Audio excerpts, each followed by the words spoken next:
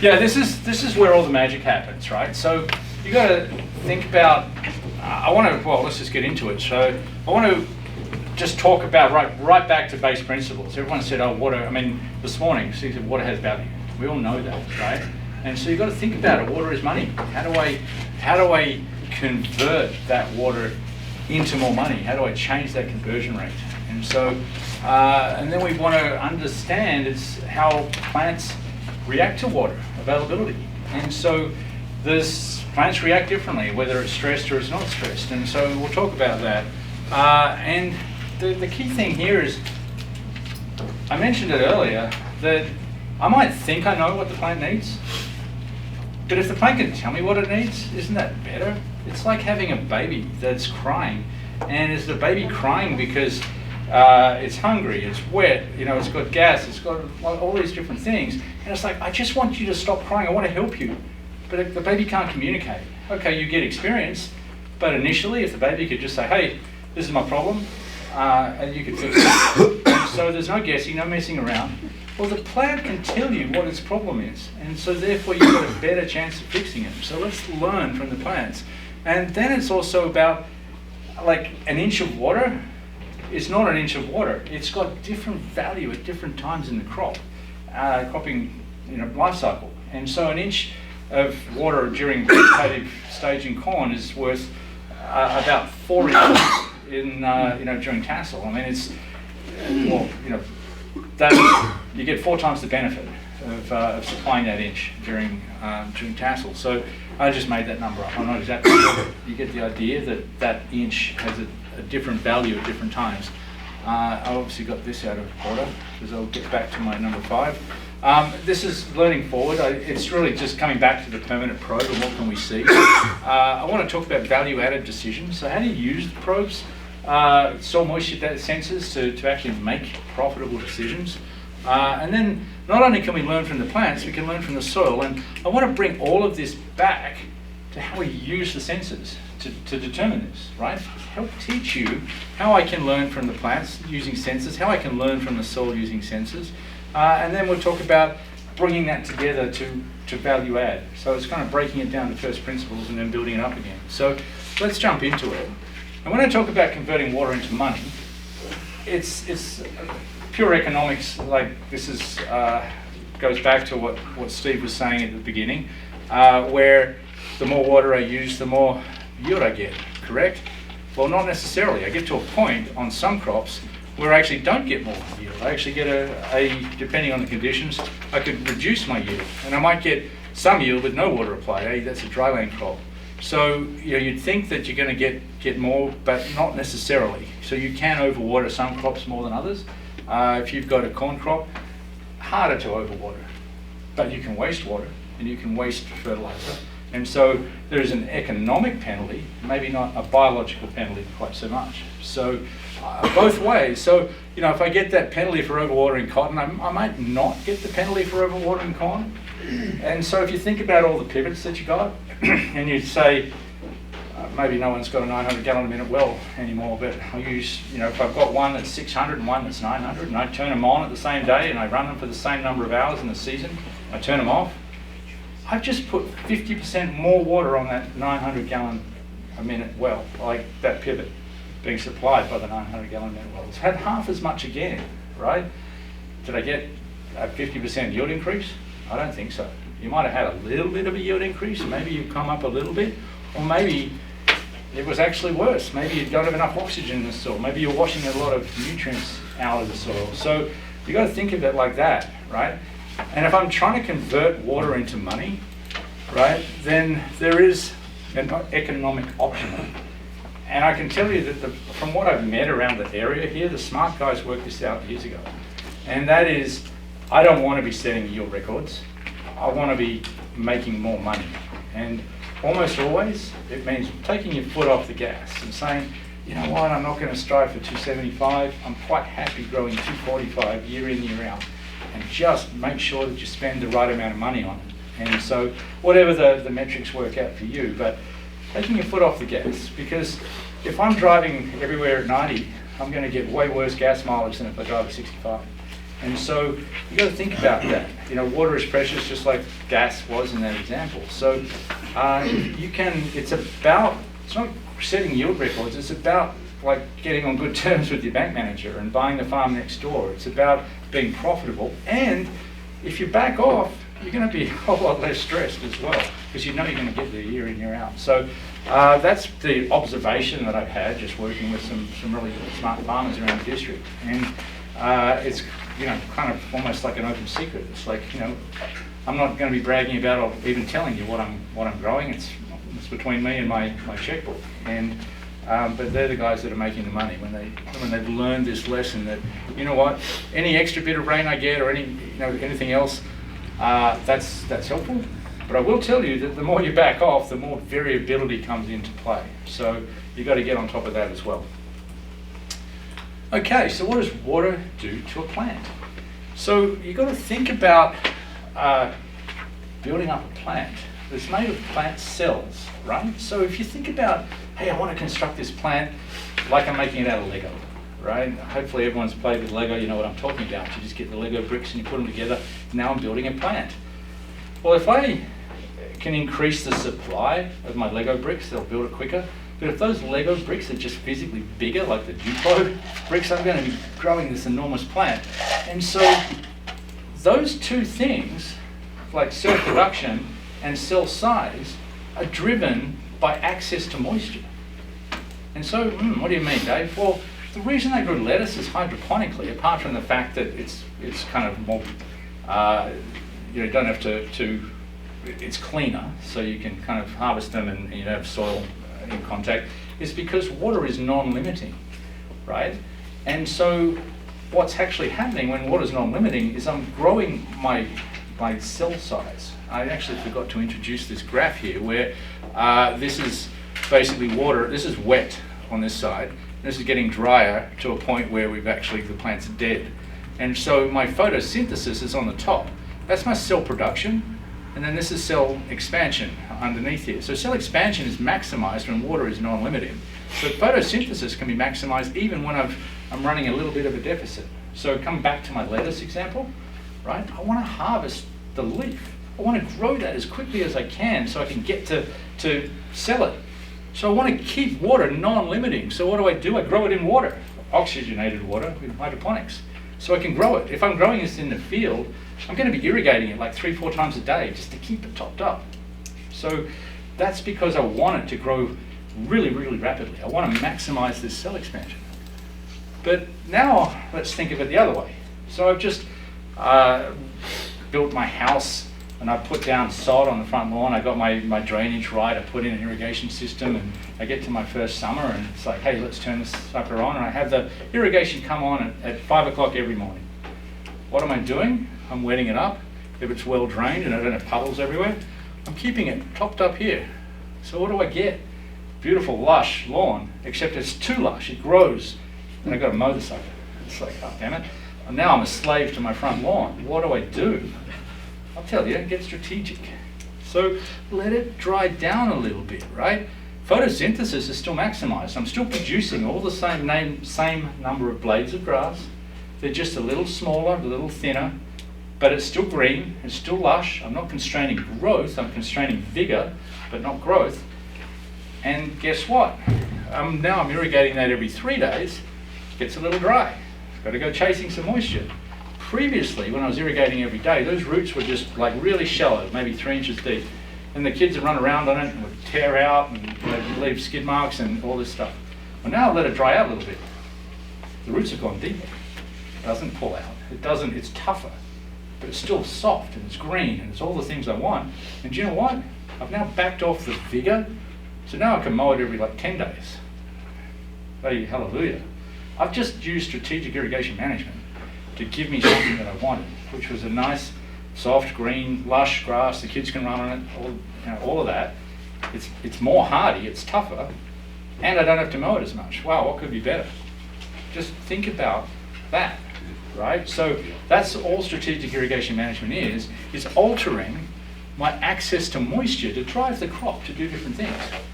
So what we can do is put in a target zone. Now this target zone is very wide and it starts to constrain growth, so now we're starting to get that wilting and other things. And in this textbook example, I'm going to guess that was from like 1980s and it was probably row-watered crop, right? But let's just get real and we say, okay, now I can operate in that zone where growth is not constrained, but cell expansion is, and so that's great for just maintaining the plant to do what the plant needs to do. Or I might be growing, sorry, I'm going the wrong way. Let's go forwards. I might be wanting to grow wine grapes. I know that sounds weird in this part of the world, but hear me out. With wine grapes, they'll produce twice as much leaf as they need to generate the sugars through photosynthesis to fill the fruit, right? And what happens by growing twice as much leaf is that I then can't drive my tractor up and down the vine hose. And I also get this massive canopy and it gets humid and so I get disease. And so it's like, oh, that's no good. So I go and cut off the leaves and put them on the ground. But now I've spent money pumping water to grow something that I've just wasted, right? Don't spend the money. Dry the canopy out, like just basically use this technique to say, I want to constrain growth. I don't want to, I'm not going to kill you, grapevine, because you've been there for 10 years or 20 years, but I want to treat you really mean so you don't grow all this leaf, so now I don't get the diseases in there and don't have to go and hedge it off. And so when it's time to go, I'm in balance, and now I just start irrigating later in the season. Once the wine grapes start to, we get to what's called veraison. It goes from being vegetative to being reproductive and starts to put all its sugars into the berries. So once again, different crop, but it's strategic. And at different times of the season, I'm giving it different things. So cotton crop, if I go too much too soon, no, it doesn't happen here, but if you've been down to Mississippi or other places, southern Texas, down around San Antonio, I've seen crops that are like a jungle, like it's 6 feet tall. Not a single boll on there, nothing. It's like, yeah, it might as well be a hemp crop, but there's zero fruit and all leaf. So you've got to actually start to think about what the crop needs at certain times of the season. And at certain times of the season, I can be mean to it. In fact, certain times of the season, I want to be mean to it, like a cotton crop.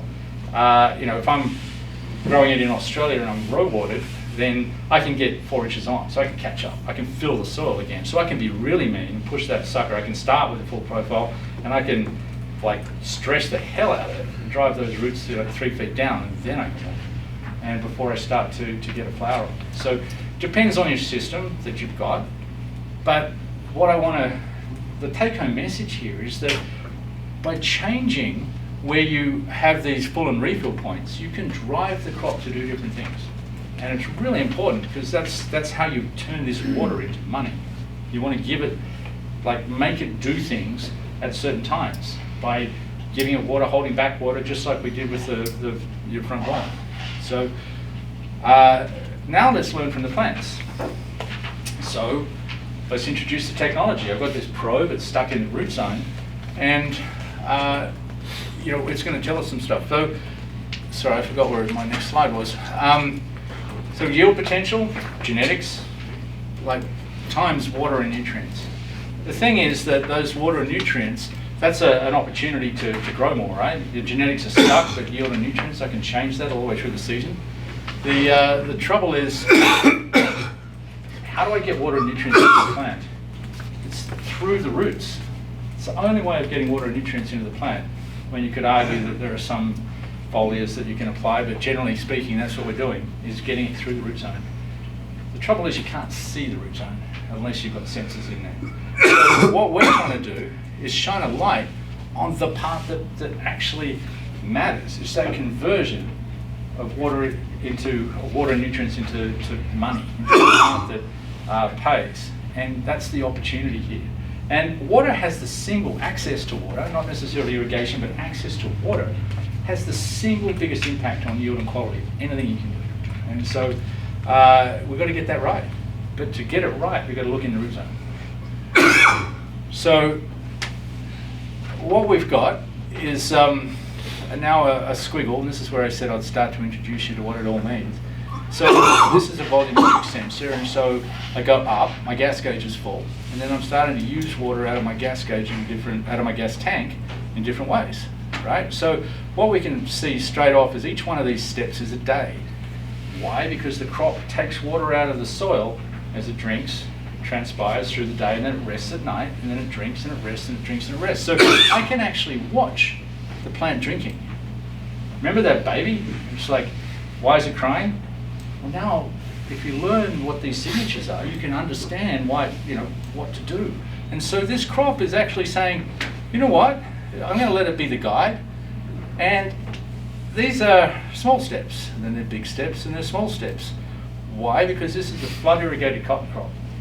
And it's it doesn't like, you can overwater cotton big time. Maybe not here, but you can overwater cotton. And so small steps, big steps, small steps. The stress here is actually worse. The slope of that line is less than the slope of this line. And if you look at this and you count the number of days, 1, 2, 3, 4, 5, 6 days, it's sat there doing nothing. And then basically 7, 8, 9, 10, we've got 4 days it's doing something, and then 11 and 12 it's starting to slow down again. So out of that whole 12-day cycle, there's only 4 days. That crop's really working for you. And as I said, I spent my summers going through college, working on cotton farms in Australia, running around with that big radioactive soil moisture probe and taking these readings. And what we didn't do is ever go near the crop when it was wet. Why? Because these are big fields that are flood irrigated, it's all flat and muddy as hell. And so if you went out there after it had been irrigated, you'd be up to your ankles in mud or worse, up to your shins.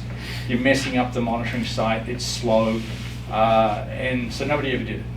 All of this whole thing here was missing. What we got really, really good at was measuring here, here, here, and then also knowing when we were going to hit this inflection point. Why? Because we could see that.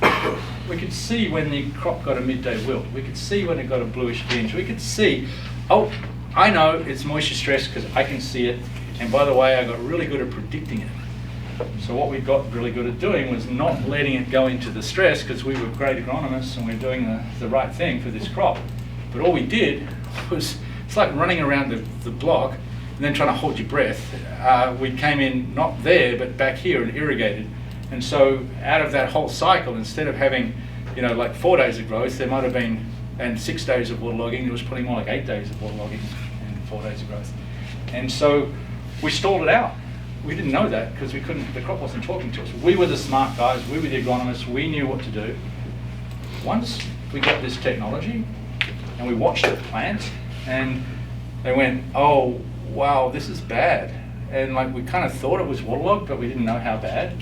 And so the more days we can get when this is actually drinking better, the better off we'll be. And so what was happening was that the top 2 foot of soil was waterlogging. But just as it was ready to go and look for more, grow the roots deeper and look for more water, we drowned it. And it's like, even if I wanted to go and put my roots down, I don't need it. Plus, you've actually stalled my growth, let alone having the plant resources to go and grow my roots. So we were holding it back. We didn't know it. And so the smart guys looked at this and went, oh, the plant's telling me something. So that day there is less than that day there. This day is less than that. But when I get to this day down, hopefully, don't know if you can see it, look at the notes, but at the from the back of the room. But when you get to that small day, which kind of equals this day, now it's time to water. But guess what? I've had 2 days of stress, and that crop's got a message. It's like, you go and find some water. You go and put your roots down. So now the roots are going into the 3rd foot. So what happened when I irrigated? I'm drowning out the top 2 feet, but now I've got roots down where they can breathe, where there's some oxygen, and I kept up with the water uptake. And so then on the next cycle, we let it slow down again. Now the roots are 4 feet down, and now I've got kind of half my root system in a place that doesn't waterlog. And so what was happening was that it was growing out of the waterlogging quicker, and it was growing out of the waterlogging quicker. I made one decision, and guess what? I picked up 2 days here, so my cycle might have been 10 days, I got to 12, or if it was 12, I got to 14, whatever. And so that plus 2 days, plus 2 days, plus 2 days, I saved an entire irrigation. So there's 4 inches. A lot of people save 2 irrigations, so there's 8 inches right there. And I didn't have to pay the irrigators. And the crop was happy because it was growing through the waterlogging, and I went from a 3-bale average to a 4-bale average, just like that, overnight. And I was like, damn, that was easy. It was like right in front of people, but they didn't know it because the plant didn't talk to them. Because we were the smart guys measuring soil moisture, going with a schedule, telling the plant what to do. As soon as these smart guys flipped the script and said, plant, tell me what to do, it was like, yeah, we'll keep you happy. And straight away, that 30% extra yield, that was all profit. In fact, it was better than that because they were saving on paying these irrigators to start the siphons and all the rest of it. So what a win, simply by letting the plant be the guide. And so I think that's what we've learned here. 2011, people were out irrigating, doing their usual thing, putting an inch on every 4 days. Guess what? 2011, it was windy, it was hot. You know, it was that like worst single year on record. And I could tell people with probes, guess what? Your water is not even going down to 8 inches. And it's like, come on, I just put an inch of water on. Go out and dig a hole. And you know, so we could see that there was a problem happening. And so what do I do about it? Slow down. And it's like, but my crop's going to burn up. And it's like your crop's burning up already because you're not getting the water in the soil. So get the water in the soil, slow down, and at least you'll have a chance. And they did. And it's like, oh, wow, that was easy. I mean, it wasn't easy. 2011 was a wreck, but you get the idea that it was just try it, and now you've got the ability to see what is the consequence of your actions. And so you can start to I call it experiential learning. You do something and you look at what you got, right? And so then you can start to go, oh, I'm in control. Now I'm going to, actually, this is what I want, so that's what I'm going to try, and did I get what I wanted? And so you've got a way of actually seeing where the magic happens. And so you can make those changes. That's why 2011 was so good for irrigation management in this area. It was a painful lesson, but we learned so much. We learned to slow down. We learned to go to bubble mode. We learned to you know, if you're going to go to bubble mode, move to 30-inch centers. All those things came out of what we could see was and wasn't happening in the soil. So these are the lessons that we've learned. I'm going to pause there. Has anyone got any questions about that? No? Okay, feel free. Put your hands up. This is interactive. So now we've got, I'm coming back. I said I'd teach you how to like read this. So I've got my probe, and I'm going to come over here and say, this is not this long. This is from a 40-inch probe, but you know, like think of it like this is below. That's the soil surface. So my first sensor is like 12 inches down. Then I'm at 16, and then I'm at 24. What these different lines are, right? So they're just a probe stuck in the ground. We're reading all of those sensors, and at the same time. In this situation, it's every 30 minutes. And so what we can see is not a lot's happening. So it's flat because nothing's happening. But then it starts to stair step. Why? Because the plant's now got roots at that level. And remember, these are discrete levels. They don't overlap. They just, so I know exactly what's going on. When I start to see that stair step here at 12 inches, I have roots at 12 inches. I see it stair step there at 16 inches, I have roots at 16. Then you could imagine some probes might have had one here at 20, and so it would be stepping. And anyway, this one, because it's underground, it's permanent. There's a trade-off between lots of sensors versus longevity, and we built it the last 5 years. As I said, we've gone 7 seasons. In fact, it'll be 7 years in April. So it's exceeded its planned lifespan, but that's the trade-off. Anyway, we can see with clarity what's going on under there. I know what my roots are. Well, that's pretty cool because those roots are responsible for turning that water into money and the nutrients. So I can see that. And that's one thing, what I talk about, calibrations and you know all this other stuff that I treat with I don't like putting calibrations on probes because of the small measurement zone. But one thing that a probe does really well, that you can put your hand on your heart and say, this is what's going on out there, is this sort of stuff. How deep are my roots? And then I can put my hand on my heart and tell you, how deep did the water go? Where that probe is. Maybe it's different somewhere else, but where that probe is, this is what's going on. And so I can see that, hey, this has gone up, and it's gone up there, and it's gone up here, and it's gone, you know, all those steps back up. That's because water has come on the soil, whether it's rainfall or irrigation. And I showed you before there was a difference depending on the wetting pattern as to how that might go. But now I want to look at just the blue line only, and I can see, oh, I got water in there, but I didn't get it back to where I started, so I'm running a deficit. And then I got water in here, but now I'm kind of drying it out, and now I'm going back in the right direction again. So I don't have to put a scale on here, there's no numbers, but I can look at that and know, did I fill it or did I not fill it? And so I can also then say, this is what I got when I ran my pivot at this speed. And so nominally I'm putting on 1.5 inches, but I didn't get what I wanted, so maybe I'm going to slow it down and put 1.75 inch or whatever. And I can start to get a feel for what that means, how fast to run my pivot. So I can see, actually back here, this orange line came up, but the grey line didn't. So it might be hard to see from the back there, but you get the idea that you can actually start to visualize this. So I said this is kind of like an X-ray is to medicine or an MRI. I can't read an X-ray. All my kids were being, my wife was pregnant and you go and have an ultrasound. It's like, congratulations, you're having a boy. It's like, I can't see it. You have to point this out to me. But once somebody points it out, it's like, oh yeah, how did I miss that? And this is the same thing. It looks like a fuzzy picture until it's not.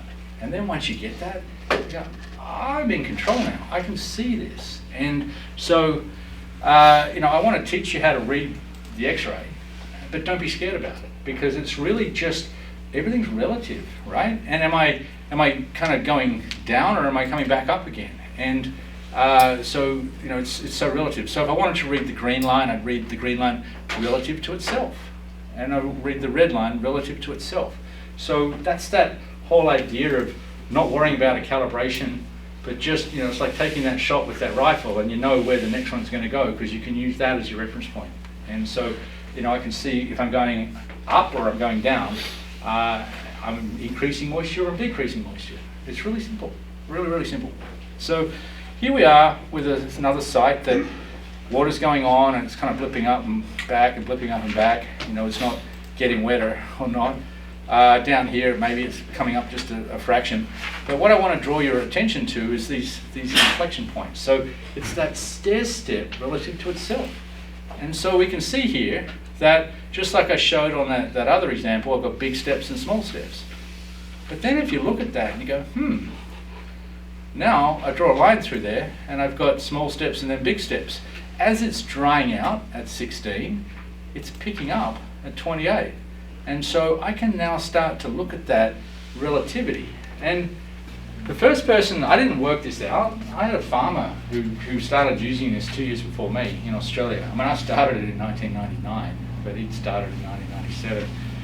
And I walked into his office one day, and it was the old big cathode ray computer screens, the big deep ones. And he had a piece of paper on the screen. And it's like, Tony, what the hell are you doing? And he was looking at this. He was looking for those inflection points, because he'd worked it out. That, hey, am I picking up? Am I slowing down? What's actually happening? And I can start to, once you start to get comfortable with this, you can go, oh, so now, and I can keep going down here with some more inflection points, but if I now put a circle around that, I can see that crop's really happy, like at that time at that level. And it's really happy at that time at that level. And you can kind of watch it, they're offset by a few days as the roots go down and it's chasing moisture. The trouble is, it got to a point where it's done. It can't get any more at 16. It can't get any more at, sorry, was it 12 or 16 anyway, at the next level. And they're completely flat. So now I've worked out my operating zone at that particular sensor level as well. And this is a stressed crop. It's going, oh, I'm bone dry here and I'm bone dry there and I'm bone dry there and I'm now chasing water like down 4 feet deep. So do I want to see that? No. But if I see it, do I know what's going on? It's like, yeah, get some water on. I mean, that crop's really chasing it. Can you see it? So, and then I can see, hey, you know what? And then we've wet it back up. It's going to come up and come up again. So, there's a double event there. I'm not sure what happened. Maybe there was a breakdown and windshield what. But I can also see back here, right? Later in the season, I actually did come back while there's moisture higher up. Yes, it was drying out, but that crop's still going down there. And so, was it chasing some nutrients or things like that? You can just watch it drink. And it's the coolest thing, because once you learn these signatures of like, hey, I'm happy or not happy, now I'm out. And so that's kind of crying out once you know what is going on there. So let's keep moving. Here's a wheat crop. We're going through the winter, right? And it's just bouncing around, you know. A lot of this like sawtooth is because the soil heats up and it dries, cools down, heats up, cools down, and so you'll see that a lot up here. You'll see it a lot less down there, but you'll get kind of warming and cooling periods, you know, coming into February into March. So the temperature actually affects the readings, and it does make it look a little. If it's warmer, it looks wetter. If it's cooler, it looks drier. So we have to kind of filter that out. But here we are, lots of noise, and then boom. On this day here, it starts to actually step. Why? Because that wheat's broken dormancy. So if you've got a cover crop and you put a probe out there, you can actually go, you know, you might be calling me up and saying, hey Dave, like what am I looking at through here? It looks a little messy. And it's like, yeah, you'll know it. And you'll know when it starts to go. And so if it's a cover crop, it's like, oh, now I'm taking my moisture, terminate it, right? Or if it's a wheat crop, hey, now it's quite active, right? Broken dormancy. So now let's think about what we've got to do to water that. And you'll know when you know it's starting. You might not need to water it that day, but it's like, yeah, okay, we're off and running. So you don't have to try and eyeball it. You can actually listen to it. So, right amount of water at the right time. This is carrying on. These are the in-between slides that Jeff didn't show you. We've come from the same source. You know, talking about that root zone, and so early on I'm growing my roots in, and then I can access more moisture because I am growing deeper roots, and then I can access more moisture because I'm growing deeper roots. I can tell you that once that plant goes reproductive, a corn plant, it stops growing its roots in, right? So you've got that period of time pretty much up to it's usually the water use will spike about 10 days prior to tassel. It just goes through the roof. And that's when it starts to go, okay, I've got to start to put all my effort into being reproductive. What's the effort going into? Pushing a tassel out of the ear, out of the top of the plant, pushing silks out of the ear. Well, what do I need? I need cell size. Oh, so how do I get cell size? I've got to wet it back up again. So what this looks like, and Jeff showed you, is that optimum water level. So I get an opportunity here to grow deeper roots. But then if I want to grow a really high yielding crop, I now need to try and bring my cell size back up again. Remember, I'm going to that wet end so that I can maximize the cell size to really push those silks out and push that tassel up. Everything's going on at once. So it doesn't always happen, but the more water you can give it at that key time, the better off you'll be. And so that's kind of looking after the crop, and it'll look after you. And so, you know, that's kind of the idea of it. And in reality, what we're doing is having something that looks more like this. Oh, at the end, sorry, we are trying to dry it back down again, and you will get a little bit of extra root growth at the end in grain fill. So what does it look like?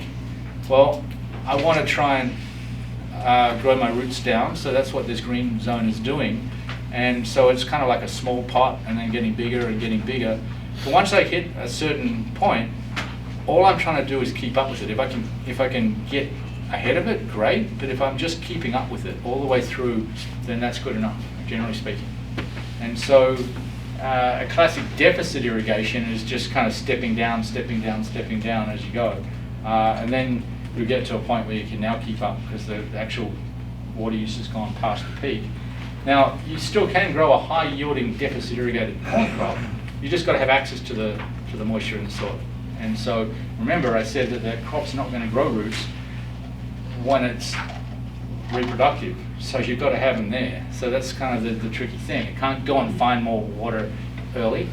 But how do I keep the soil wet and force it down? You go slow. Longer time between drinks. If I'm coming around every 4 days, that crop gets the wrong message. If I now space it out to 8 days, it's like, yeah, you go and find some moisture. But when I give you moisture, I'm wetting it back up. Now, the other thing, there's a couple of things that happen when you run, let's say you run at half the speed and go from a 4-day loop to an 8-day loop. You go from 1 inch to 2 inches, and the metrics are probably a little different now depending on your well capacity. So what used to be an 8-day loop is now a 10 or a 12-day loop. But the reason people are running so slow is because you get that time between drinks, but also if you think about the overhead of irrigating, what I mean by that is my loss. If I'm running around every 4 days and I'm losing, and I'm putting an inch on, but I might be losing 1/4 of an inch, or I might be losing half an inch on a windy day. Let's call it half because it makes it really easy for my simple math. And I'm running at 50% efficient. I now slow that pivot down and I'm putting on 2 inches. Well, I'm still losing my half inch, but where I was at 50% efficient, like half an inch out of an inch, I'm now losing half an inch out of 2 inches. So I'm at 75% efficiency. And all I've done is just slow it down. So when I talked about before about slowing down, and people were saying, oh, my crop's going to burn up. It's not, because it's actually got more water available. You've made it more efficient, so you're getting more into the soil. Now the trick here is, and don't ask me how or why, and I've had this discussion with a number of leading farmers, the crop just knows how much to, like, when that next drink's coming, if you start out that way. So if you want to operate slow in the middle of the season, you've got to start slow at the beginning of the season. You just don't change it. You get on a slow pattern, and that crop will just miraculously work out, when the next drink's coming. And so that efficiency gain is just immediate. But you know what? It's actually better than that, because I was losing half an inch when I was wetting all this soil, right? If, let's say I'm doing that 4-day pass, and in 24 hours I've gone 1/4 of my circle. Well, in 12 hours I've gone 1/8 of my circle. If I'm running half the speed, I've got half the wetted area. So my actual losses, instead of being half an inch, might be 30 hundredths, right? So my efficiency's gone up again. So that's where the running slow helps. It's by getting these roots down and getting that wet back up again. I'm more efficient in applying it, so I wet it up, and I'm more efficient in growing that root system. So it just works. And that whole thing about a plant regulating itself, I was absolutely, and I still am to this day, dumbfounded how, so call it Tom Moore, he's got a linear that walks a mile or half a mile. It's a long one. I actually think it walks a full mile. It takes 8 days to walk the mile, turns around and walks 8 days back. Either end, it's getting irrigated every 16 days. In the middle, it's getting irrigated every 8 days.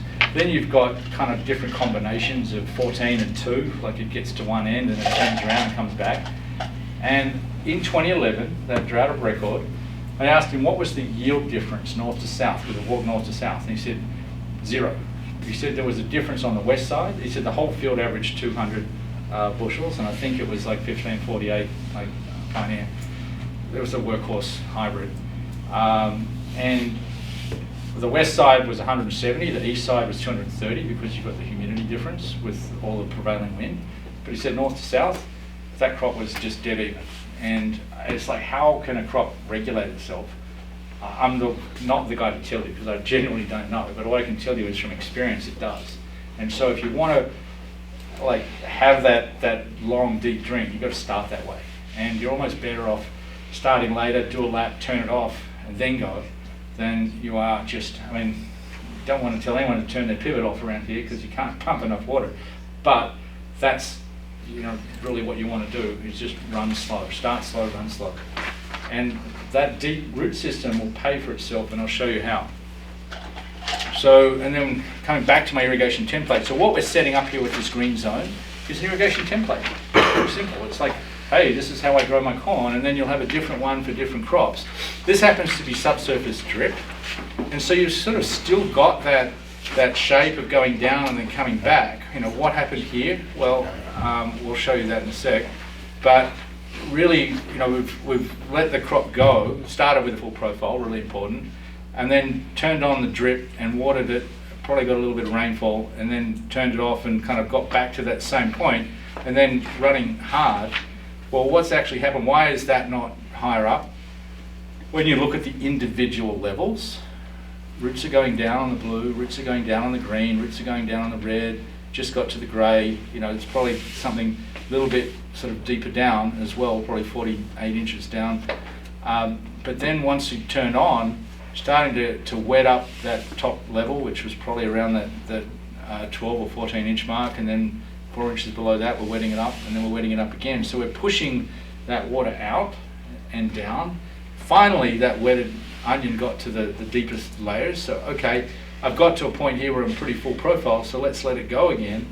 But once we turned on, so we can kind of keep these arrows, so we're wetting it up through there. We're keeping it wet through here. We're just keeping up with it. The reason that we're operating at a lower level is because those roots are still going down deeper. And so you're kind of keeping up with the majority of the root zone here, I think down to about 32 inches. But that's what we can do with the drip system. So it's, once again, we're just learning from what we're seeing. The probe's a report card on how well I'm going. And the other thing too is, think of it like a stock chart. I don't need a number. I just need to know, am I going up? Am I going down? Am I going up or am I going down? Quite simple. It's just, it doesn't have to be really super complicated. It's just what's going on at these levels. So learning forward, I'm learning from 1 year and I'm carrying that forward to the next year. So you saw this before, but I knew that I got my full point wrong here. I found it out. So now that's one thing that's so critical. If I don't have my soil full, remember Steve said 9 bushels an inch. I've seen it anywhere from 7 to 10. I've seen research that probably goes to 11. That extra inch, if I don't have it in the soil, I might have already shorted myself 10 bushels right there. If I'm 1 or if I'm 2 or 3 inches down, I could be 30 inches off before I've even got out of the gate.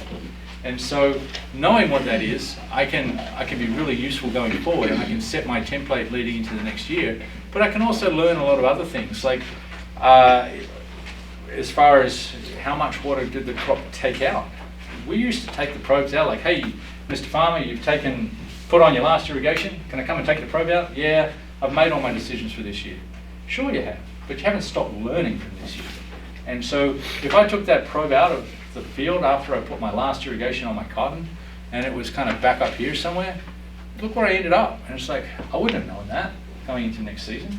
Like, suddenly it took an extra 3-4 inches of water out of the soil, and I got to put that back again. So when I talk about learning forward, I can take everything I've learned from this year and then carry it forward, and I can be on this continual path of getting better. And so that's the whole key here.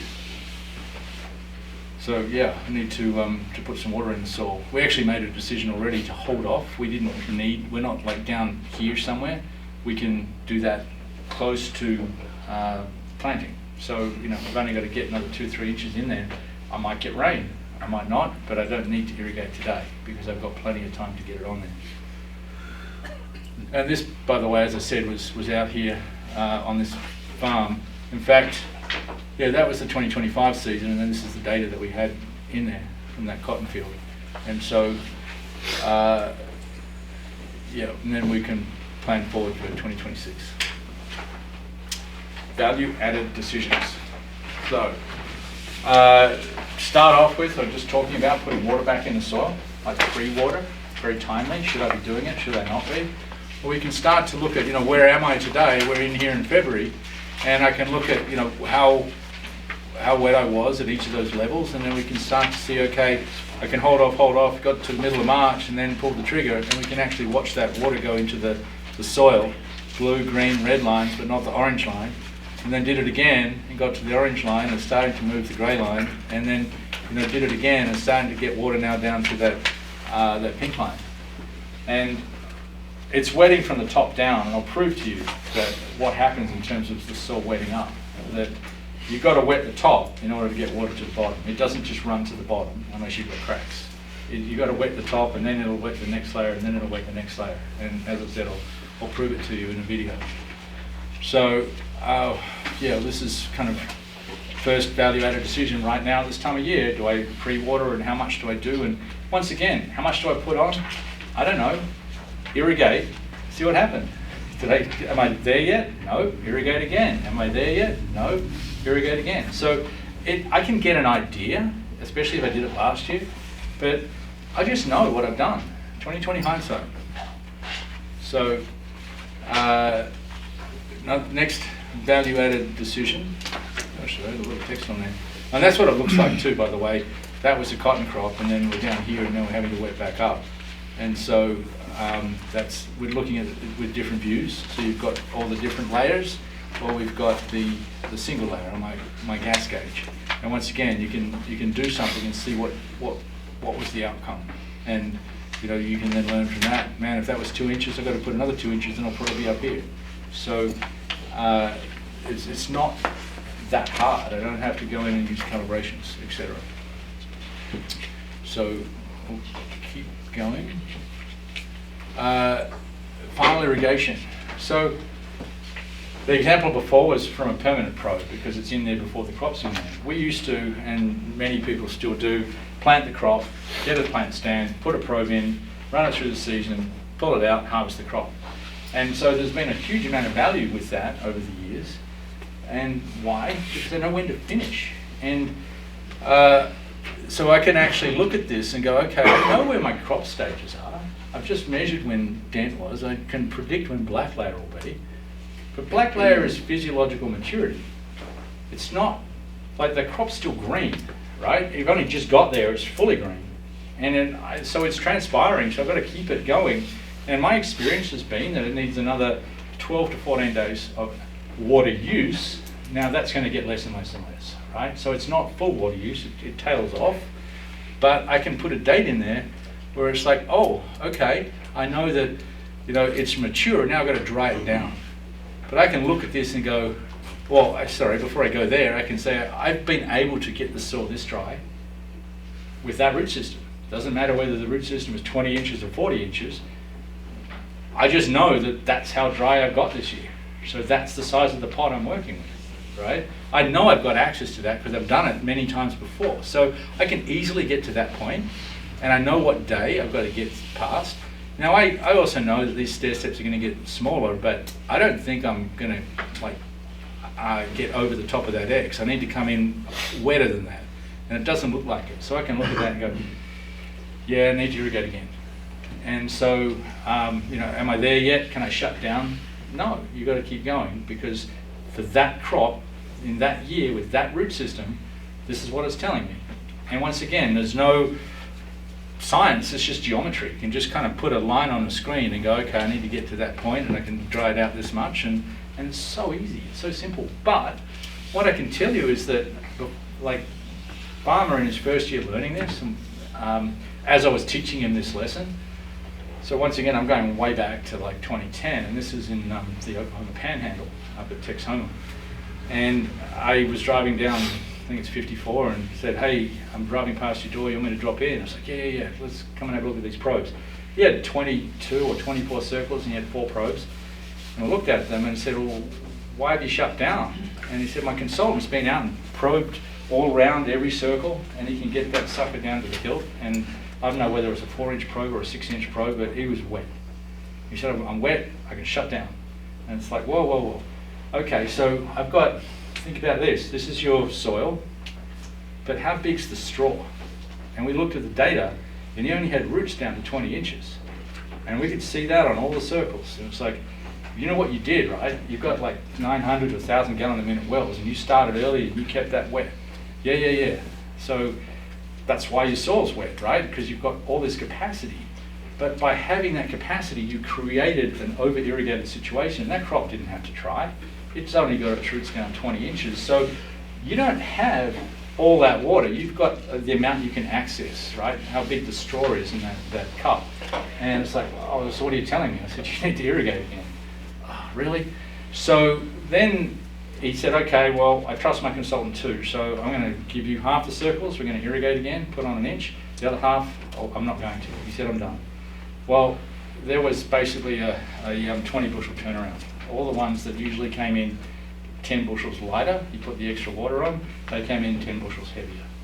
20 bushels back in 2010 was like $6.50 a bushel. You do the math. That was one decision. And so that's a value-added decision. So he went back and put probes on every field. But it was like, damn, I should have listened to you, Dave. And it's like, you've got to be comfortable with your decision. But that was the opportunity missed.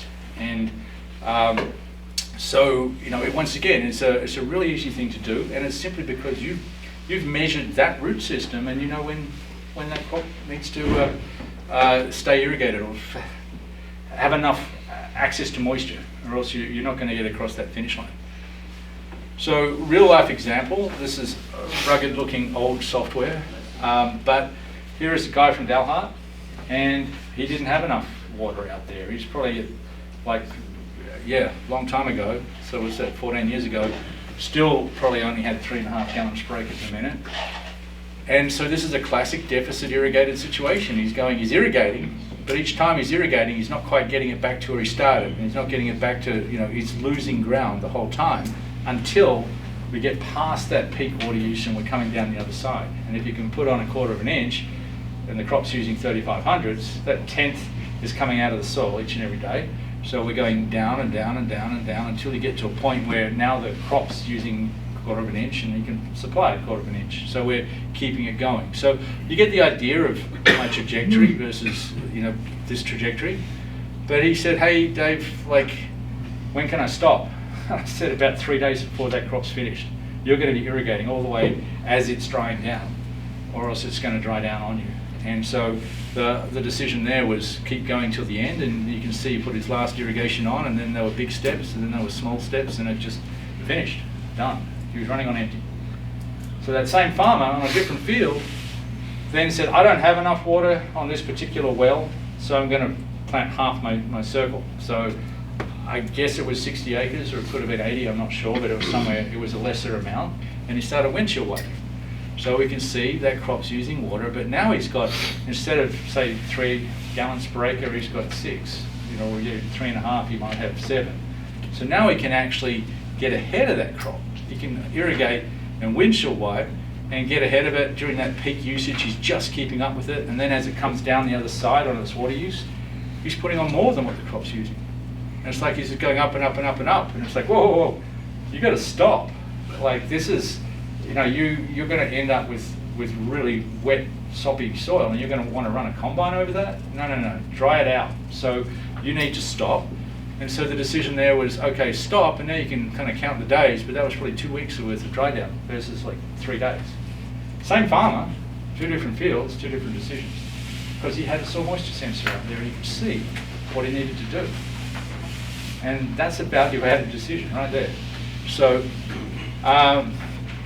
any questions at this point?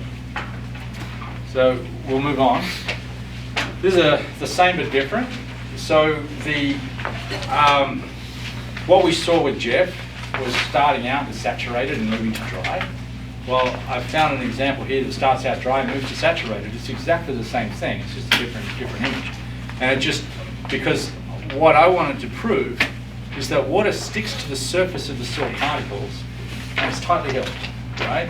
And then water sticks to itself, and then it fills in the pore spaces, and then gravity takes over.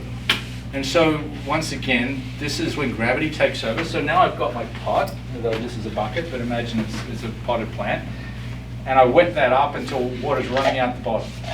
And then, basically, once that drainage stops, what I can hold back against gravity, that is right here, right? And then I'm going to dry that sucker out. It's like taking that sponge and squeezing it until I can't get any more water out of the soil. The plant can't pull it away. And that's my wilting point. Plant dies. But yeah, there's still water attached to that soil. And the other thing is, if I want to get water down deep, I've got to run water through wet soil. That's how I've got to get it there. And so what I did is I actually took some soil, just Home Depot, I was living in the city, and just regular garden topsoil, which is pretty loamy. And then I put it in the oven, baked it dry. So I took all that water off, and we got to oven dry soil. So we're going to watch it wet from that to that to that. And so what we've got is a pot. It was an 8-inch clear pot, and I got that soil, I baked it, I put it through a colander just to break up all the clods. So it had no soil structure, but it, just then I tamped the pot on the table a bit. I didn't squash it down, but it was just tamped in there. And so then we're going to start this video here. So I got a spray bottle with red dye, and I did this for a reason. I wanted a dark color. And, oh, is it running? Yeah. It's running there, it's not running here. Oh, it's there, sorry.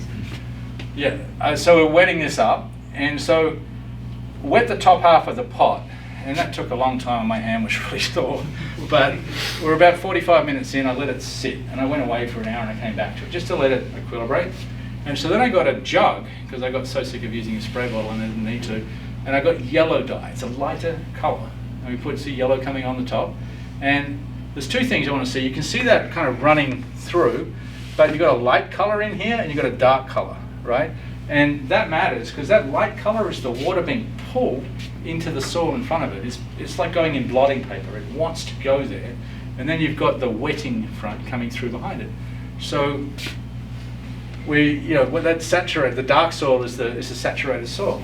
So anyone want to guess what comes out the bottom? Anyone? Yellow. Yeah, yellow, right? So all that red is coated the soil particles. It's stuck. And so now what's coming through at the bottom is yellow.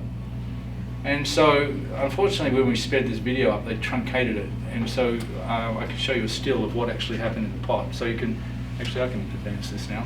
So we'll go to the next one. So we've got that oven dry soil, and then we've got that red water binding to the soil up top. And then we've got yellow water coming on, and it's running through the wet red. And so what comes out the bottom was yellow, right? And it's like, whoa, that's like blew my mind, although it didn't, because I was hoping this would happen. And I've been talking about this for a long time. Like if this was my potted plant and it's wet, and now I want to fertilize, where's the fertilizer going? It's running out the bottom of the pot. It's got nowhere to stick. You've got to drain the pot a little bit, give it some dry soil to hold it there. So all these times when people are maybe not here, but if I'm up in Nebraska and people are going, oh, it's so wet, I'm not irrigating, but damn it, I want to get my fertilizer on, so I'm going to irrigate anyway. Why do you think they've got nitrates in the groundwater? It's like, it's just, there's nowhere for it to stick. So you've got to give it that room for it to stick, right? So, and then you can see that wetting front is the darker soil, and that wicking front is the lighter soil. And so now I want to show you what this looks like in data, right? So where that jumps straight up, that's my wetting front. That's the saturated soil hitting that sensor. But where it's taking time to come up, that's that wicking front. It's wicking into the soil in front of it. It's being pulled in there because it's dry and it wants to go in there like blotting paper. So now I can use these sensors to go, oh, I know what's going on. I can look at the next time. Well, this was already wet, so it's running through. This was already got to there, it's pretty wet, and now, boom, that comes up straight away. Now this is taking a long time to get through there. And so it's soaking in really, really slowly. And then we irrigate again, and now that was started out pretty wet, so it's coming straight up, and now I can get water to the next level until you get to these last two irrigations, where now I've got that wet, and it's coming back because now water's going to below there, right? It's out of my sensor range, so it's below the bottom of the probe. I don't know what's going on there, so I can't manage it. But watching this wetting up is gold, because I've got to start this season with a full profile. But now I can watch what's going on, and I can visualize how wet that soil is simply by, did it come straight up, or did it take a while to come up? And then you can also say, well, it took a while, and it's kind of got a rounded top on it. And it's a rounded top. Once it comes up and it gets that sharp top on it, it's like it's got pretty much as it's going to take. And so I can use the shape of the curve, not just to watch my plant drinking, I can use the shape of the curve to watch my soil properties, my soil getting wet. And so, once again, it's not rocket science once you know what you're looking for. And once you know what you're looking for, it's like, oh, wow, that's so cool. So I know if I get my push probe and I push it down there, I should get that pretty much straight down to that 20-inch level, that red line, and I'm not going to get it any deeper, right? Or now I can look at this and go, oh, it's going to get, I should be able to get it down to that 28-inch, that orange level, and, on the day after the irrigation, I might not feel it, but then several days later, I can kind of just feel it. And so what I'm trying to do is help you understand how to read the graph and how to read what's going on here in the pot, right? So we can start to draw lines to a sharp rise. I'm in that dark space, and like where it's coming up over time, it's pulling, like it's that moisture that's being pulled into the dry soil. And where it doesn't move at all, because that water has come on and it got to that grey line, it didn't get to the pink line, it's dry. So it's trying to visualize this stuff, and it's so important because guess what? Filling the soil to plant a crop into in this environment, if you don't have that 4 foot of profile, you're not going to grow a really high yielding crop. You're shorting yourself, your potential. You know, if you can get that 4, 5, 6 feet full. Some guys around here are treating their root zone at 8 or 9 feet because they've really worked on it, and that's how they've learned to farm. But yeah, once you start to look at this and go, okay, so that makes sense. I can visualize my pot wetting up. So, and then this is this is only a 2 foot probe. This is a potato crop. It's sandy, but the same rules apply. But I want to show you the 3 different things you're looking for between that sharp peak, between that elbow, I'll call it, and between that slow increase. And so you got that sharp peak, this kind of sharp rise with an elbow and that slow rise. And you'll see that next time we irrigate here, whoa, pressing the wrong buttons. If it's already a little wet and then we irrigate, like we come from there to there, now this comes straight up, but it's also going to the levels below that. Once you get to that point where it comes up and it comes back, that's like you pour water on like at the beach, right? And you get tip out a bucket and it ponds there for a second and then it goes in. Well, that's ponding there for a second and then it goes in. And so the wettest point there is not how much the water the soil can hold, it's down here because it's drained through. And so you got to kind of think, what can I hold back against gravity? And there's a little, we call it inflection point, where the slope changes. And so we're looking for that inflection point in there. And so we can put full points for each individual level. And so that's the next thing which that you're looking for, is those differences in the shape of that when it wets up. But once you get that, you crack that code, then you're going to say, okay, I'm good. I know where the water's going. I know where my roots are. That's all I need to learn for my first season. And obviously there are other things you can do, and this is just the single sensor version of what we've got going on there in that potato crop. Clearly here it goes way up and comes way down, so we can't hold that. So we can understand that with our irrigation template. Steve, how am I going on time? What was the... What? How am I going Still on have time? an hour? Sorry? Oh, you got about an hour. Oh, well, we've got a lot of question time then. We'll get out of here early. So now let's go back to my pot and say, okay, remember I got it to the point where water was running out the bottom. I then took that pot and I sat it in the sink, and I then left it for 24 hours, which by definition, 24 hours after it's been saturated, that's what you're holding back against gravity. So now I'm starting, instead of before I was starting it up and dry and wetting it all the way through, now I'm starting at field capacity. And so I've got this pot, which, remember I said there's no structure in here? I put it through a colander and I broke up all the structure. And so this is going to behave a little differently than if I'd got if I'd grown, used it as a potted plant and I'd already gone through the season and had a root system in there and preferential pathways. So yeah, I need to do another experiment using a potted plant, but or get some native soil out of the ground. Could you get start on that, please? So, got my pot, and I actually tried to pull some soil out of there and see if I could see the red on there, but I couldn't. I was smearing it on some white paper, and I couldn't see any red. But it's clear. It's got a brand new catch tray.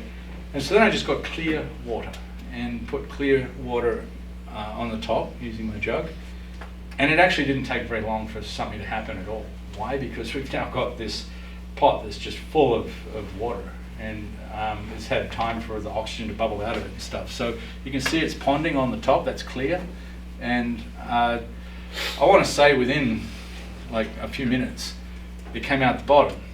But what it's doing now, there's no preferential pathways for that to go. There's no structure in there. If there was structure, I would expect to get a little bit of clear water out.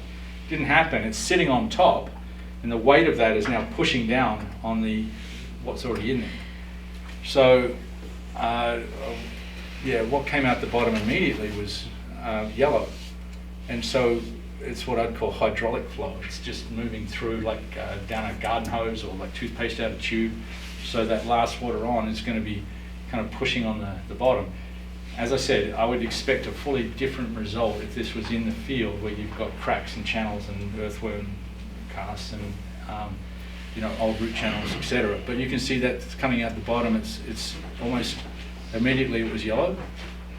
But the funny thing is here, and Bailey, could you just jump? That's just jumped because of the speeding up of the film. Could you jump? Yeah, sort of about 3/4 to the end, about there somewhere. So it started to go pink, right? What's happened? It sat there for 24 hours with that water and the red dye, and that red is actually coming into the water. It's kind of leaching out of it, and so as that's coming through, I didn't have enough. I filled the catch tray and then I abandoned it. If I'd emptied that and filled it back up again, I'm going to guess that it would have been more orange or pink, and then it probably would have gone clear because it's just moving through. So the reason that I did this is I just wanted to show people, mainly the first part of this, that water is moving through that wet soil. But the starting moisture matters too, right? If the soil's already wet and there isn't really that structure, then you might get some different results. So why am I telling you all of this? Because when it comes to fertigating, we need to think about what's going on in there. How wet's the soil? And how does water move through wet soil? Because that water's got your fertilizer in it. We want to hold it where the plant can use it. And so what actually happened here, I put clear water on and yellow came out the bottom. But as I kept going, right, the red dye is still sitting up there, but as I kept going, it's been sitting there, kind of leaching that out. So as it came through, that red sort of made plus the yellow equals orange, and it got more and more and more orange as it kept going. And I guess it was also diluting a little bit. So if I'd cleared the tray and gone again, it might have looked more and more red. So you got to think about that too, that kind of hydraulic flow. And yeah, it's just trying to make you think about what's going on in there, trying to think about visualizing this with the senses, because it really matters. And you've now got a tool that when you come along and say, I can now let the crop tell me what's going on out there. I can let the soil tell me what's going on out there, and I just have to understand what to look for and how to listen to it, and I'm going to be a better farmer. Now, I will tell you, I'm measuring this one part of the field. Like, let's say this whole room is my field. I need to know where that goes relative to the rest of it, right? And so the reason we put them towards the outside of the pivot is because that's a bigger area. But you also think when that pivot comes around, there's more water coming on, and it's much harder to get water to infiltrate in the ground when you've got like say the equivalent. If you're putting, an 1.5 inch pass and it's going over there in 15 minutes, then that's like equivalent to a 6-inch rainstorm. And so it's hard to get that into the ground. Maybe it's taking longer to get over there, but you get the idea. And so the further out along the pivot you go, the harder it is to manage. So that's why we'll go with that place. If the whole field is dead even, I'd go in the southwest corner. Why? That's where the wind comes from. That's going to dry out more. And running out of moisture is obviously going to have a bigger impact on yield than too much in this environment. If I was somewhere else, if I was growing cotton in Australia, I'd put it in the wet part of the field because that's my biggest hurt, right? I've got more of a yield loss from waterlogging than I do from running out of moisture. So we need to think about that. So coming back to the data, I've got my probe and I've got those sensors all the way down. If I see this connectivity between the top and the bottom, like what's not connected here, this water comes on, red line goes up, orange line doesn't. So that's not really connected. Here, red line goes up, orange line goes up, grey line kind of moves and the pink line doesn't. So on until I can kind of watch these wet up to the point where now that bottom sensor, which happened to be 34 inches down, it's come up, it's kind of drained back a little bit, and I know this was a sandy site. It was an almond orchard in Northern California, and this was over the winter where it rains. So now we're getting a whole bunch of rain. When I see that at the top and that at the bottom move together, think about my pot. It's connected, it's full, right? So I can see it blips on the top and it blips on the bottom. In this environment, it was the sandy soil, it's running through. And it's going to be, when it goes through from the top to the bottom in like 30 minutes or an hour, it's wet, it's not catching it. And so I can see, once again, in this data that there's a signature in there that says, oh, yep, I'm full. And that's why there's a long time, this is just between rainfall events, there's no crop growing in there because it's the winter time. There's no leaves on the almond trees. But it's once again, I can see it. Once I've been told what to look for, I can see that. And it's going very active at the bottom there. So now let's talk about irrigating for profit. And this is like the fun stuff, right? So remember, let's bring it all together in that I need to listen to the plant, but I also need to drive the plant in a certain direction. Like I was trying to not mow my front lawn, I'm using water strategically. Well, I want to actually take my corn crop and use water strategically to make good things happen. So when you think about yield, it's the number of grains by the size of the grain. It's real simple. I guess that's easy. And then I can look at quality. Let's say if I was growing a barley crop, if I had too much protein in there, then it's not multi-grade, so I'm going to lose a lot of money. I've got to actually take not just the number of grains, but get them within spec, right? So there may be other things that you're trying to hit when it comes to spec. But I can tell you that all of that is affected by moisture at key times. And so moisture has the single biggest impact on yield and quality. So we've got to learn how to put all this together, bring it together with my soil moisture sensors, bring it together with my strategic irrigation management, and try and turn that water into more money. So you've seen this kind of stylized thing before, and this is going back to a lot of what Jordan said this morning, where this isn't a water use curve, but it might as well be, because it goes up and up and up and reaches the peak during the pollination, tasseling, and then it starts to drop off. But this is percent yield reduction. And it's saying, well, I could have almost a 50% yield reduction if I have stress at the wrong time, versus I might only get a 10% yield reduction if I have stress at a different time. And Jeff also mentioned that. He had these differences, and they don't all fits together, right? So the thing is, don't let it stress at that time. The problem is, I can't supply enough water to not let it stress at that time. So I just can't irrigate to keep up. So I'm going to run into deficit. And you saw this with Jordan, right? She had something that looked exactly like that. And depending on my ability to supply water, I might, so if you think about what this is and how much water can I supply, and you've got to think about what's the corn water use per day. Once again, we saw various different iterations of this. You've got it in the notes, so this is actually a really good reference that you can see depending on my efficiency, what I rate my efficiency, and how many gallons per acre per minute I have. If I'm running 4 gallons per acre per minute, even at 100% efficiency, I'm only like 21 hundredths a day, right? And so when you think about what the corn needs, it's probably going to be closer to 30 to 35 hundredths a day on a really hot day, it may be 40 hundredths. So yeah, we have a problem if I've only got 4 gallon water, and I'm also, I need to increase my efficiency for a start, or I'm really dropping off. And as I said, some people have learned how to grow high yielding crops on even less than that, 3.5. How do they do it? Use the water out of the ground. The more you can get out of the ground, remember it's not just about the soil type, it's about the root depth. That's the key thing. What I said about having my cup and having a short straw, if I can get that straw all the way to the bottom, I could be getting 2 or 3 inches more when I need it. And that 2 or 3 inches more at the time when I need it is going to make me money. So if I, this is where I highlighted that kind of efficiency. You've got to think, well, I'm only actually able to supply that crop about 20 hundredths a day, so where's my extra tenth going to come from? And that's what I need to think about. If I have less ability to supply water, I'm going to run into deficit sooner, and it's going to be longer, and it's going to be a wreck. that's where you might say, like that farmer at Delhart said, I don't have enough water to grow a whole circle, I'm going to cut back. I'm going to share water with a different crop. I'm going to do something different. But I can't do that. I would need to cut back my acres, so now my ability to supply water is actually better. So I'll run into that deficit later, and it'll be less, and I'll grow out of it more. So you kind of got to get that in balance with what you can get out of the ground to cover the difference. But if I can get more out of the ground, then I'm in business.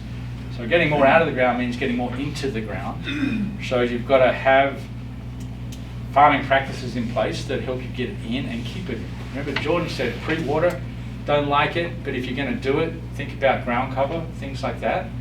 Well, cover crops help you get the water in the ground. They also help you shade the ground and cut down the wind over the top of the ground. So that's a good thing. People say, oh, my cover crops are going to use water. Well, if I have a probe out there that tells me when we break dormancy, then maybe you won't lose water. And I can also tell you that you're going to get, up to a point, a bigger benefit of getting water in than the crop's going to use, and you invest in getting the crop there. Just because it's going to help you get it in and get it away from the soil surface. So I like cover crops, but also you've got to manage them. And as I talked about, holding on to stubble, like strip till, keeping last year's crop lines there, helps you get the water in. It really helps you get the water in. And so strip till is going to be way better than running a disc or a chisel through. And so, and remember Jordan said, you plough that field, you're going to lose water. It's just turning over that topsoil and it's gone. And so the more you can keep it intact and create pathways to get water in, the better off you'll be. And so you've got to get it in, but now let's think about getting it back out again. So early in the season, I can put more water on than that crop's using. My supply exceeds my demand, right? And so that's easy, except you think, well, I'm not going to pre-water, I can plant the crop and then I can water.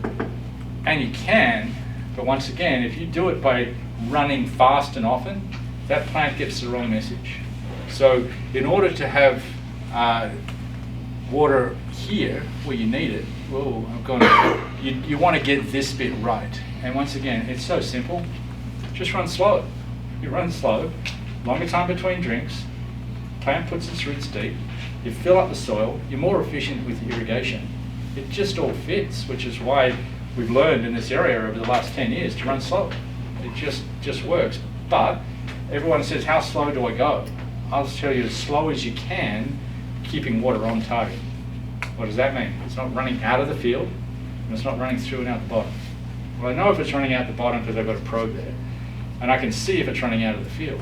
But if it's running out of the field, that's probably a harder thing to manage on these heavy soils.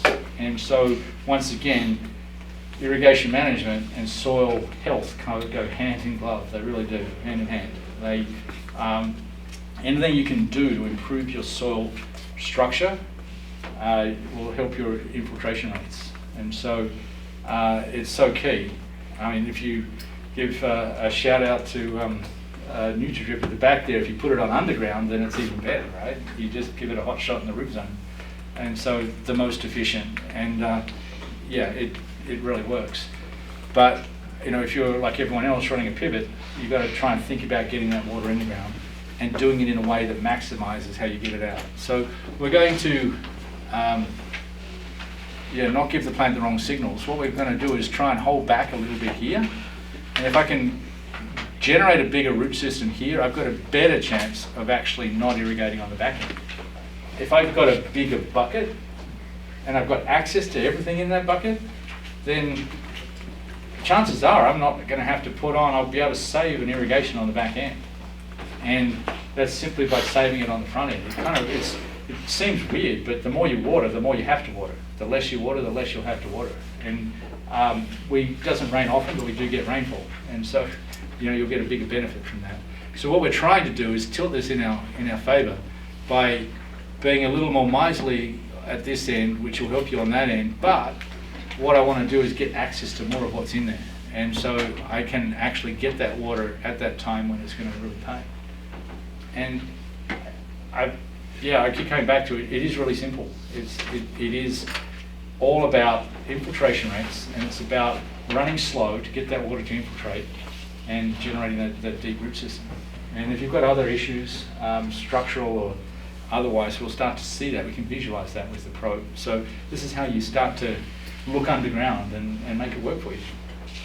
So you saw this. This is it's what we had previously, but it's trying as hard as you can to really space these irrigations out, and as far as possible, so you just become more efficient and that plant gets the right message. Jeff mentioned it. I can't remember whether Jordan mentioned it, but roots don't grow into dry soil. You've got to start wet.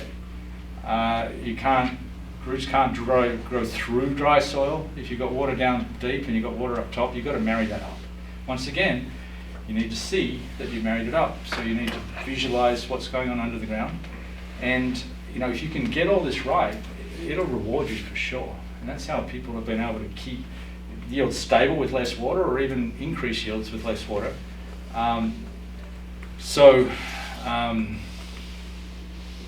Stephen Moore coming in after this, and I've got to know his dad a whole lot more than him, but one of the strategies that they've been using is actually taking 3 wells, or 3 circles, and treating them as one water zone.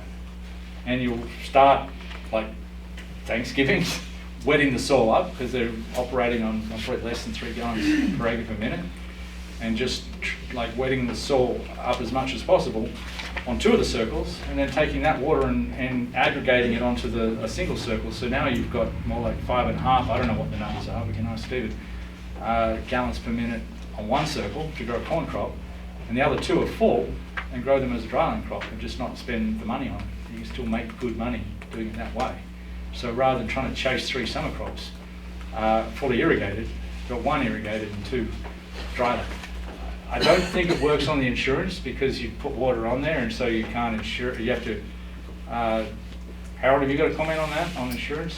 You have back there? I don't think you can. Yeah, so it's a risk. Unless you're dishonest. Yeah. so it's a risk, but you can make it work, and that's how you can stretch this water out. And so here we are with sorghum. There was, once again, Jeff showed you, growing a sorghum crop. But what I want to do is tell you that when that panicle is forming, you can't see it. It's down here, that head initiation, right? That crop is going, what's my season going to look like? Is this a good year? Should I set a lot of seed? Or is it a bad year? Should I just set enough that I'm going to be able to carry through my genetics? What am I going to do? Well, if it thinks it's a bad year right there, it's not going to set the seed.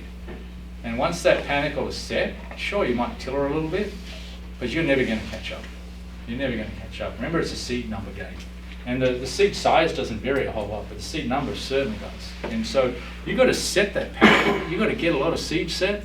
So I'm not saying you have to water it. I'm just saying you have to make sure that it's got water. Okay, it's got to have access to water at that early stage. So if you can plant it on a good profile, that might be all you need.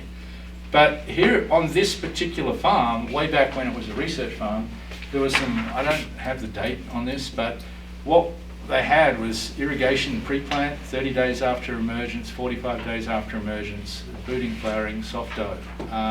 There's those irrigating 5 times. And you can see these X's are when you irrigated, and then there's no X's where they didn't irrigate. So where they irrigated all the way through the season, that was deemed to be 100% of the yield potential, right? So where the crop did the best, almost 94% of the yield potential, was where they missed that last irrigation. So that early stage, remember the 30 to 40 days after emergence, where that ear is initiating, where that was irrigated, it did well. And yeah, it wasn't 100%. It didn't quite fill out everything. But sorghum seed is so small, bird seed, that the grain size doesn't vary quite so much. And so that's where you had the best chance if you're going to miss an irrigation. Where it did the worst is right where I said don't miss. If you didn't irrigate at that early time, and you just had half the number of seeds, guess what? No catching up. Then they tried to irrigate late, 46.8, 47% of yield potential. So shorting it early on a sorghum crop didn't work. And if you've ever stopped to think, how the seasons have run, how my yields have gone, because the sorghum grain yields can vary a lot. And have a think about it, what this means. As I said, you don't necessarily have to water it, but the crop is small, its water use is not high, but don't forget about it. Don't think, I planted it, I'm going to go and put all my water on my corn or something. It still needs it. It needs access to water. It doesn't necessarily need irrigation. So, matching that peak demand with peak supply, I mean, this is really just the pro view of what Jordan was talking about in sharing split planting. And I'm sharing water with an early crop, sharing water with a late crop. But for those of you who knew Joe Reinert, unfortunately passed quite some years ago, probably 10 years ago now, but I got to know him in the early days, and he was one of the most forward-thinking irrigators I got to meet around here. I'm glad I did. And so he was looking at this going, okay, I know how to grow a pretty high-yielding crop. This is out, I guess he lived at Stratford and he was farming just a little west of Stratford. And 248 bushels, 17 inches, hey, we're doing well. But he said he was looking at the data. I can't remember, he never got this dry down early. He just wet it up, kept it wet. Don't get behind. Don't get behind. You do well. But he was also, he knew he was losing water. You could see these big tails on this. This is actually when I show you a different view. I can't remember if it's the next slide. Yeah. Like his roots aren't very deep because he wet it up, kept it wet. The plant doesn't need to go putting roots deep. So now you can see this is linked. This is water moving through. He said, oh man, I'm wasting water. I don't want to waste that water.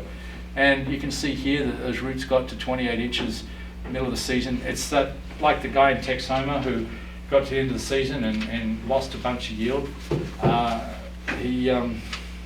I'll just kill that. And so what can I do? And he's thinking, well, if I don't put as much on early, I'm going to get behind. And so he did that. This is all the drainage that's happening. And so he thought, right, I'm going to use 12 inches. I want to get 200 bushels. He came close. He came close with his irrigation too. But I'm going to basically save all my ammunition for the heat of the battle. I'm going to just not irrigate early, and I'm going to try and irrigate like during that key time. Well, he got behind. And you can see, he didn't get this wetting up. And so this was in 2010, which is actually a pretty nice season. And you can see the roots went down, down, down, down, down, down. And so that level there, I think it's around 48 inches.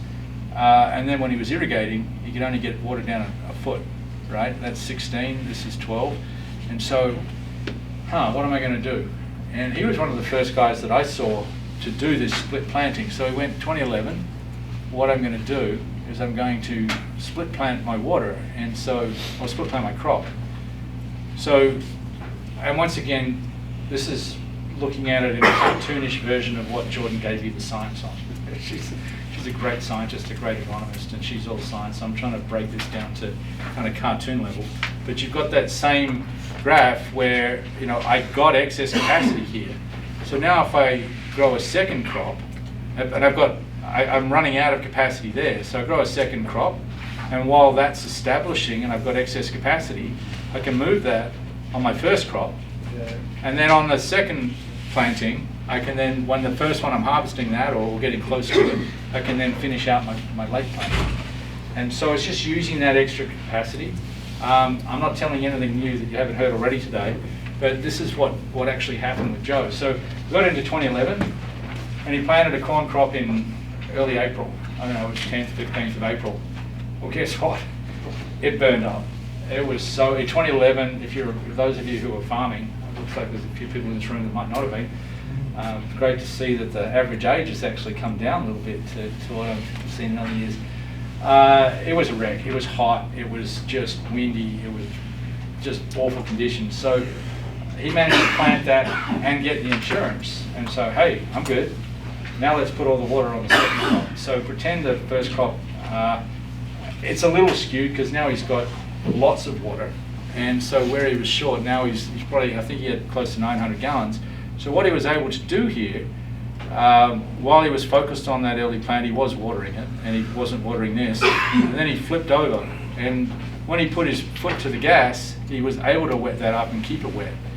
And so in 2011, there's not many people that even made a corn crop, and he got 217 bushels. And what he did is he proved to himself that this strategy works. It was a pretty extreme season, but that whole sort of establish my roots and then fill it.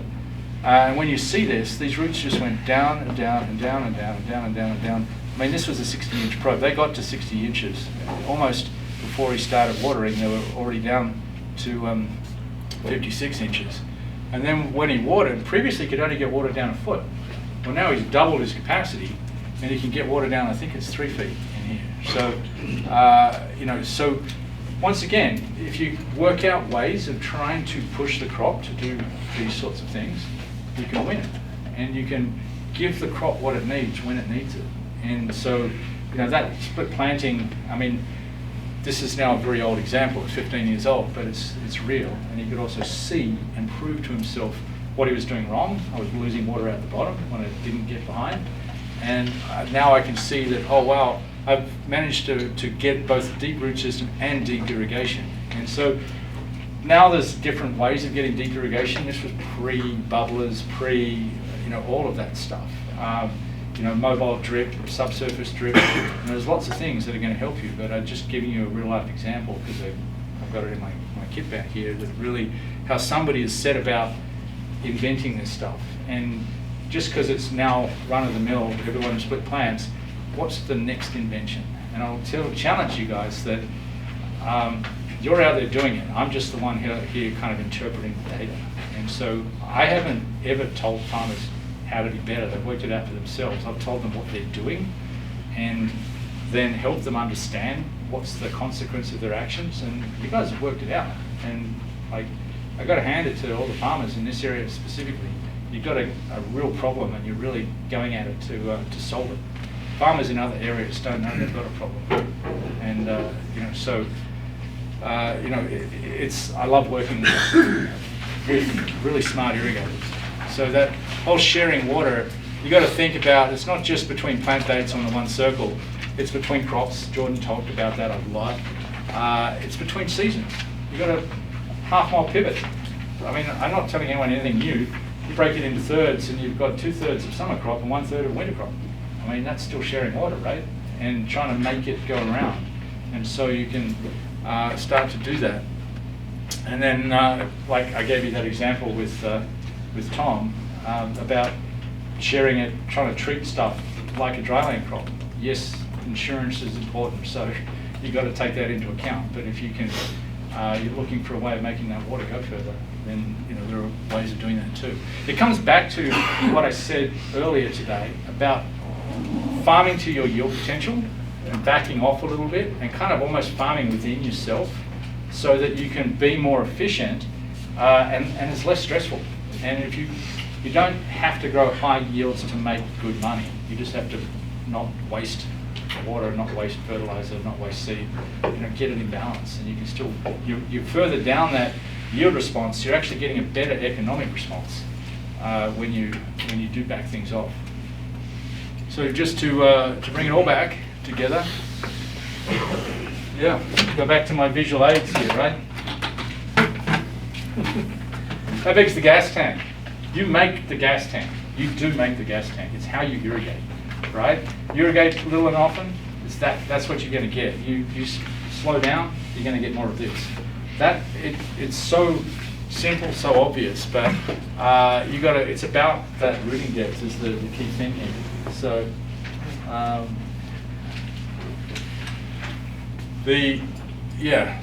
as I said, longer time between drinks, deep irrigation.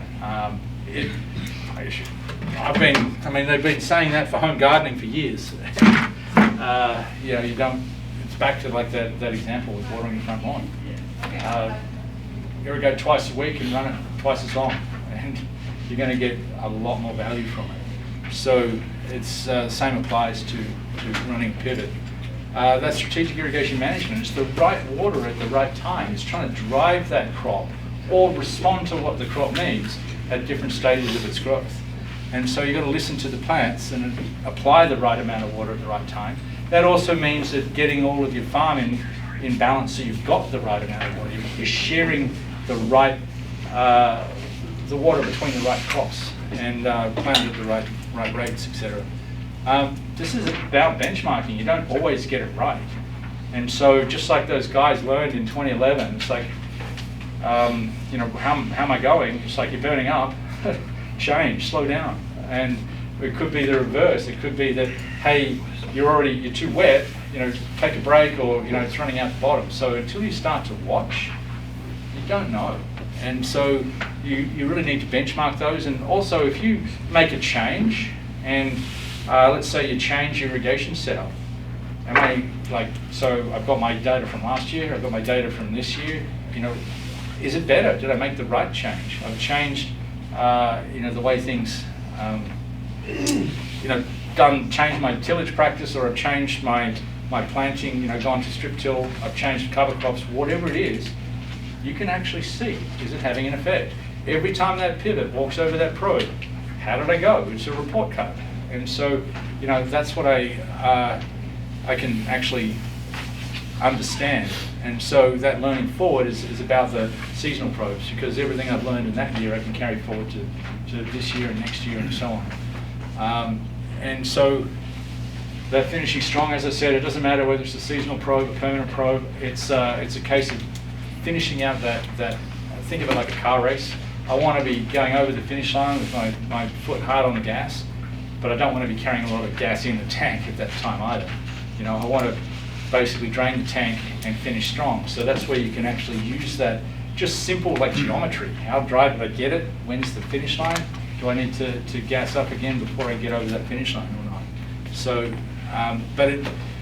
if you want to dry the soil out, because if you don't, you're going to end up with compaction. You run heavy machinery over wet soil, bad things happen. It could rain. At least if I've got dry soil, I've got room for the rainfall. And so, you know, it makes a difference. The whole fertigation deal, you've got to think about how wet is my starting soil, and think about it like creating room in the bucket to catch what you're putting in there, right? If you want to hold it in the topsoil, dry out the topsoil, so when you fill that back up, that's where your nutrients are going to sit. But if it's already wet, it's going to run through wet soil, and you're going to end up with nutrients where you don't want them. So, yeah, it's so important to start off right, and in this environment, if you don't start with a full profile, you are shooting yourself in the foot. You don't have a full yield potential. So if you don't know what's going on out there, then how can you hope to manage it? And that's, I guess, another pitch for permanent sensors, but that it really helps. And also, like, crop plants aren't water lilies. You need oxygen in the soil. You've got to get that, let the soil dry out, and this is where, and we can debate it on week 4 with drip, subsurface drip, what's the right strategy. I'm like Jeff Miller. I like to wet the soil up and dry it back, wet it up and dry it back, rather than trying to keep some soil wet and some soil dry. It could work either way. It depends on your strategy, but that whole wetting and drying cycle, I think is really good. And you know, that's also where, you know, that strategy of wet it up, keep it wet, you know, you might not get the results you're thinking, because yes, you'll get drainage, yes, you'll get leaching, but also you might be creating the wrong conditions for that plant uptake. You do need oxygen in the soil for those roots to work. And you know, that's how nature has evolved these crops, to wet up and dry down. And then, yeah, it's just a pitch on sensors. You can't manage what you can't see. And as I said, all the magic happens underground. It's a little bit like, I keep coming back to it, like that x-ray. And hey doc, my leg's broken. It's like, well, you can think all you like, let's find out. Let's take an x-ray, and then we'll decide what to do with it. And same with irrigation. You've got to get that x-ray in real time in the root zone. And like an x-ray, it can be daunting. I mean, if you put an x-ray in front of me, unless the bone's kind of offset, I'm going to go, I can't see it. But that's where we want to help you, you know, lean into this and learn. And so what Danny said earlier about you guys, if you want to get some sensors, with part of the cost share, then we want to try and put a program together to actually go further and help you understand how to use those.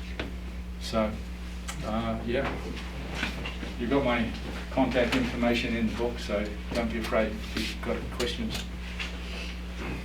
Okay, any quick questions for David? Yes. Is there any plus to get your clay soil to take like the sand soil, take the water? So the clay soils, it's much harder to get water to infiltrate. And so I think that's where, if you think about cover crops as kind of like putting holes in it, and then, if you terminate them, then they rot out. Well, all those root channels are still there. Just don't go near it with a disc or a chisel plow or anything. Just let it sit. Now, you can put strips in it with your seed, because in between, now when I'm talking about a cover crop, maybe it's wheat, maybe it's rye, maybe it's something else, mixed species cover. But the more you can put holes in that soil and kind of keep it open, the better the infiltration will be. So, yeah, a heavy soil, heavy clay soil, it's really hard to get water in. Years ago, an Amway salesman said he could have water wetter. That's what he was using with the tank. Yep. Now, will that kind of make your I've soil seen, one of the things I've done over the years is I've seen lots of people want to prove that surfactants work, and I've seen them work, I've seen them not work. Out on this farm, we've got what's called an Upterra system. It's changing its structured water. It's the same but different as what Jeff was talking about with his, they're physically changing water with the Upterra. They're using radio frequencies to change the way water is structured. I don't have proof, and surprisingly, the company hasn't ever shown me any proof. What I can see is that water behaves differently with the probes. I've seen a lot of probe data, and I've seen that probe data on the farm here, this farm, with the Upterra system, take a 3.5-inch rainfall and not go in deeper than 24 inches. In my experience, that's kind of damn near impossible. So where's the water gone? And I asked the guys here, like Curtis and co, did it run out of the field? It's like, no, every drop went in. So where did it go? It's just being held more like a super sponge. What's it doing? It's kind of behaving like the soil's got more organic matter and can just physically hold more water. Once again, I don't have skin in the game and I haven't seen proof, but I've seen anecdotal evidence that it's doing something to change the way water behaves. And that was rainfall, not treated irrigation water. So the treated irrigation water has done something to the soil that makes rainfall behave differently. And it's still kind of, I wouldn't say smoke and mirrors, but a black box. I don't exactly understand it, but I can see there's something in it. One of the things we used to do in Australia with the cotton, really heavy clay, is when it dried out, it would crack and crumble. So you'd plant a wheat crop, not to harvest it, just to dry the soil right out so it would crumble, and it would crumble and crack like 6 feet down. And so that was better than any plow, right? So in order to open it up and let the soil plow itself, we dry it out and sacrifice the wheat just to make a better cotton crop. So it was a classic cover crop, right? So, yeah. I know we talked about the placement of soil moisture probes, but do you have a specific amount of probes per acreage that you recommend? Everyone always asks, how many do I need? And I need one per management zone. How big's your management zone? It's going to be a whole pivot if one crop's growing there. It's going to be like half a pivot if 2 crops are growing there, because I'm making different decisions. So think of it like the thermostat and air conditioner example. If I've got 2 air conditioners, like I've got 2 crops, I need 2 thermostats to drive them. And it's about how much information do I need to be able to manage that crop. Now, Jeff also talked about variable rate irrigation. I'm speeding up and slowing down my pivot. Well, then I've got to make a different decision. I'm now treating a kind of an infinitely variable management zone. So now I might go in the driest point and the wettest point in the field, so I can kind of manage the extremes and then use that to manage kind of as my reference points. So it's information. If you don't know how to read the information, it's useless. And that's where a lot of soil moisture sensor companies die. It's just like, hey, I got Equip, I'm going to try this. Everyone says sensors are great, but it's like me trying to read an X-ray or me trying to read an ultrasound. Sure, I can get a picture or an ultrasound, but I don't know how to read it. I don't know how to make it work. So that's where, like, that's why we're here today in Master Irrigator. That's why you're trying to learn this stuff, because it's really important. And then, as Danny said, we want to go one step further and actually coach you guys if you decide to go with sensors to help you understand it, through to get you off and running. Because if we don't, then it's a missed opportunity. And so, yeah, it's how many do you need is like how much information do you need. And I can almost guarantee you that the more you get into it, the more information you're going to want. And then it's down to a cost per acre basis. So I'll put Stephen on the spot and say, how many management units do you have? And I'll say 85-ish or something, because I've talked to Tom. And then how many probes have you got? Like 40-ish? 40. So how much information do they need? They'll say this probe is representative of these pivots, right? So I don't need to double up, because I kind of know that these are going to operate the same. I'd love to have 85 probes out there, but you don't need them, because you've worked out what's the value of the information to you guys. So you can use that as a reference point.